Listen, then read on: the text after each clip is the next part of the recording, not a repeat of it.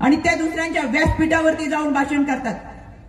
ज्यांनी तुम्हाला सांगितलं की येणाऱ्या लोकसभेच्या निवडणुकीमध्ये तुमच्या माथ्यावरती गुलाल लागणार नाही, ज्यांना स्वतःची टिकलीची किंमत नाहीच आहे त्यांनी तुमच्या गुलालाची भाषाच करू नये।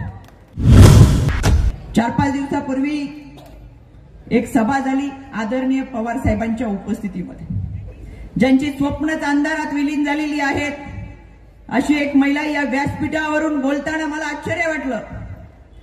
खरं तर त्या ज्यावेळेस बोलत होत्या पाकिट जितकं जड तितकं जास्त भाषण मोठं, तितकं जास्त तोंडाला फेस। आपण किती बोलावं काय बोलावं याला काही मर्यादा नाही, पण यामध्ये त्यांनी एक वाक्यरचना वापरली, तुमचीच मुलगी तुमचाच मुलगा सगळं तुम्हालाच। आश्चर्य म्हणजे पवार साहेबांच्या समोर ते पवार साहेबांबद्दलच बोलत होत्या। उभ्या महाराष्ट्राला माहिती आहे पवार साहेब लेकीसाठी काय करतात।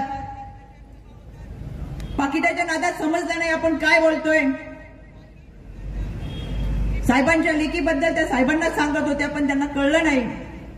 तुमचाच मुलगा उद्धव साहेबांना त्या आदित्य ठाकरे बद्दल सांगत होत्या। उद्धव साहेब बिचारे हताश नजरेने बघत असतील की मी कोणाच्या हातात पाकिट दिले, पण ही मानसिकता अतिशय खराब आहे। ज्या बाईने खऱ्या अर्थाने संपूर्ण कुटुंबावर टीका केली, राजकारणाचा भाग म्हणून आपण सोडून देऊ, पण घरातल्या महिलेपर्यंत जेव्हा टीका जाते त्यावेळेस कोणती मातृशक्ती ती सहन करणार नाही। सातत्याने बोललं जातं तुमची मुलगी महिला मंत्री असे किंवा आपल्या घरामध्ये पद, वडील डॉक्टर आहे म्हणून मुलगा डॉक्टर होत नाही। मुलाला देखील डॉक्टरकीचं शिक्षण घ्यावं लागतं, स्वतः प्रॅक्टिस करावी लागते आणि मग त्याच्या नावापुढे डॉक्टरची पदवी लागते। आज आदितीताईंनी सुद्धा एक स्वतःचं वेगळं अस्तित्व निर्माण केलंय। आमच्याकडे बारामती लोकसभा मतदारसंघामध्ये लेख प्रचाराला फिरते, जिथे वेळ मिळेल तिथे सांगते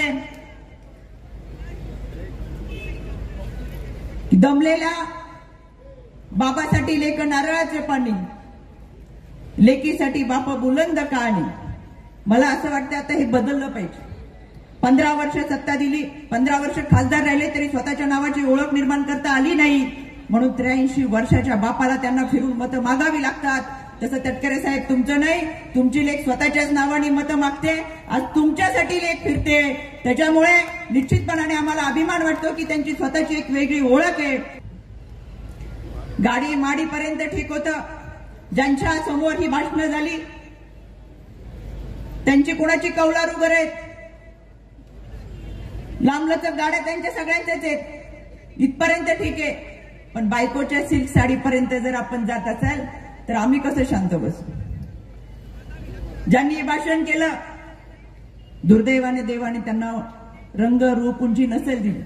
मनामध्ये एक न्यूनगंड असतो साहेब की आपल्याला देवाने काहीच दिलेलं नाहीये, पण मन तरी साफ असावं, पण दुर्दैवाने ते सुद्धा साफ नाहीये। त्याचं आत्मपरीक्षण झालं पाहिजे आणि म्हणून ज्यांनी जेव्हा पक्षात प्रवेश केला त्यावेळेस मनशा कायंदेपासून नीलमताई गोऱ्यांपर्यंत सगळ्यांनी पक्ष सोडला।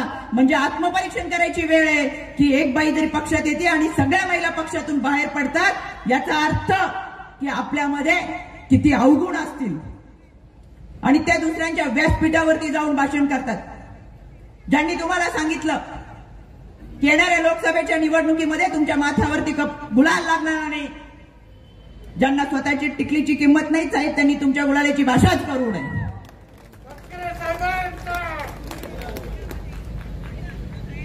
2009च्या विधानसभेच्या निवडणुकीमध्ये निवडणूक लढवत असताना 449 मतं घेतलेली महिला इथे येऊन सांगते की आपल्या कपाळावर गुलाल लागणार नाही। साहेब या ठिकाणी एवढ्या मोठ्या प्रमाणात ही मातृशक्ती उपस्थित आहे। महाराष्ट्राची कुलस्वामिनी आई तुळजाभवानीच्या आशीर्वादाने छत्रपती शिवरायांनी या ठिकाणी राज्याभिषेक केला। त्या रायगडच्या मातीमधल्या माणसांसाठी तुम्ही केलेली कामं, त्यांचा विश्वास आणि त्यांचं प्रेम तुमच्या कपाळावरती केवळ गुलालाच लागणार नाही तर जेसीबीने पायापासून कपाळाच्या केसांपर्यंत तुम्ही गुलालामध्ये माखून निघताल, इतका शब्द निश्चितपणाने आम्ही या मातृशक्तीच्या निमित्तानं देऊ इच्छितो। राजकारण राजकारणाच्या ठिकाणी निवडणूक आले की राजकारण सुरू होतं, निवडणुका संपले की राजकारण संपतं, पण कुटुंबापर्यंत जर कोणी जात असेल तर ते राजकारणामध्ये कधी सहन केलं जातं।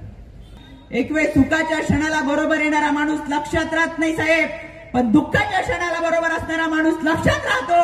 आणि म्हणून तटकरे साहेब, आपण प्रत्येकाच्या मनामध्ये आहात, प्रत्येकाच्या हृदयामध्ये आहात। अतिशय चांगल्या पद्धतीची कामं आपण आपल्या माध्यमातून केले, त्याच्यामुळे कावळ्याच्या शापाने गायीला काही होत नाही। जितकी लोक इथे येऊन टीका करतील, स्क्रिप्ट बरोबर पाकिटा घेतील, तितकं मताधिक्य तुमचं वाढत जाणार आहे। आणि म्हणून आम्हाला समाधान आहे, अजूनही 4-5 सभा आदरणीय पवार साहेबांच्या उपस्थितीमध्ये विरोधकांच्या झाल्याच पाहिजे। ज्या व्यक्तीने खरं तर संत ज्ञानेश्वर माऊलीवरती टीका केली,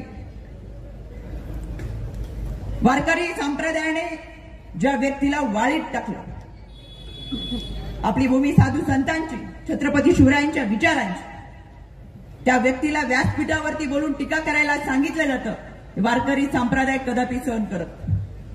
त्याच्यामुळे अशी टीका करणारी माणसं दररोज आली पाहिजे साहेब इथं, त्यांच्यामुळे आपली मताधिक्य वाढत जाईल।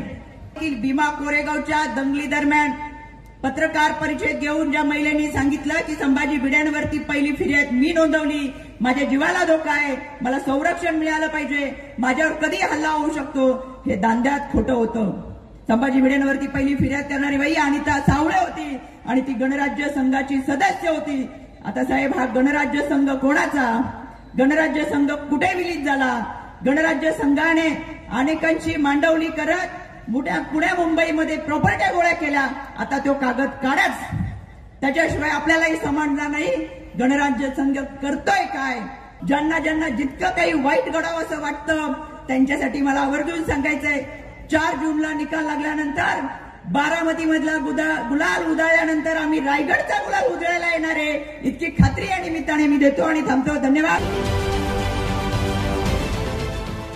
देश विदेशातील प्रत्येक घडामोडींचे लाईव्ह अपडेट मिळवण्यासाठी आता साम टीव्हीच्या सर्व सोशल मीडिया प्लॅटफॉर्मला लाईक, फॉलो आणि सबस्क्राईब करा। तसंच सर्व नोटिफिकेशनसाठी बेल आयकॉन प्रेस करायला विसरू नका।